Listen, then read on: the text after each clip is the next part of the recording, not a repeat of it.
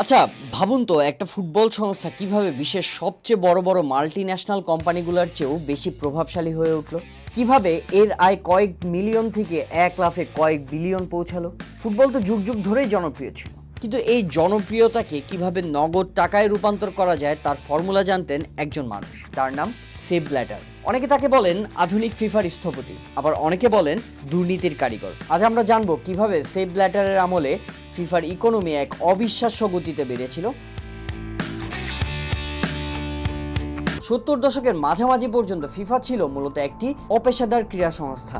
টাকা পয়সার খুব একটা জৌলুস তখন ছিল না। 1975 সালে এক তরুণ সুইস কর্মকর্তা ফিফায় যোগ দেন, তার নাম সেপ ব্ল্যাটার। তৎকালীন প্রেসিডেন্ট জোয়াও হ্যাভেলাঞ্জের অধীনে তিনি যখন কাজ শুরু করেন তখন ফিফার ব্যাংক ব্যালেন্স ছিল নামমাত্র। ব্ল্যাটার শুরুতেই একটি বড় ঝুঁকি নিলেন। তিনি বড় বড় কোম্পানিগুলোর দরজায় কড়া নাড়লেন। 1976 সালে তিনি কোকা কোলার সাথে প্রথম বড় স্পন্সরশিপ চুক্তিটি করেন। এটাই ছিল সেই মাহেন্দ্রক্ষণ। এরপর থেকে ফিফার পেছনে ফিরে তাকায়নি। 1978 সালে আর্জেন্টিনা বিশ্বকাপের সময় দেখা গেল ফুটবল এখন আর কেবল মাঠের লড়াই নয়, এটি টিভিতে বিজ্ঞাপন দেখানোর এক দারুণ সুযোগ। 1998 সালে ব্ল্যাটার যখন ফিফার প্রেসিডেন্ট হলেন, তিনি তার আসল খেলা শুরু করলেন। তিনি বুঝতে পেরেছিলেন মানুষের আবেগ যেখানে, টাকাও সেখানে। ব্ল্যাটার টিভিতে খেলা দেখানোর ব্রডকাস্টিং রাইটসকে নিলামের টেবিলে তুললেন। আগে যে টিভি সত্য কয়েক মিলিয়ন ডলারের বিক্রি হতো, ব্ল্যাটারের জাদুকরি মার্কেটিং এর কৌশলে তা শত শত মিলিয়নে পৌঁছে গেল।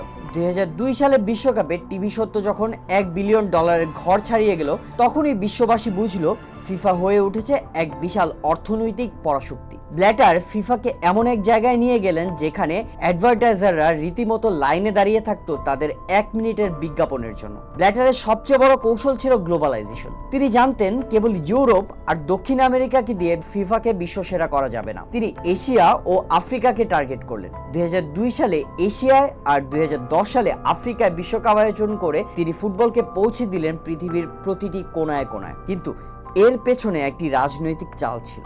ফিফায় প্রতিটি দেশের ভোটের দাম সমান, অর্থাৎ জার্মানির ভোটের যে দাম, ছোট্ট দেশ মালদ্বীপ বা উগান্ডার ভোটের দামও একই। ব্ল্যাটার এই দেশগুলোকে ফুটবলের উন্নতির জন্য billion billion dollar development fund দিলেন। ফলে এই দেশগুলো ব্ল্যাটারকে তাদের ত্রাতা মনে করা শুরু করলো। এটাই ছিল ব্ল্যাটারের ভোট ব্যাংক।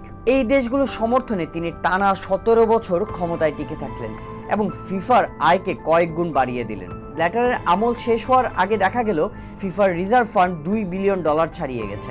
একটা ফুটবল সংস্থা থেকে ফিফা তখন রীতিমতো একটা মাল্টিন্যাশনাল ব্যাংকের মতো আচরণ শুরু করেছে।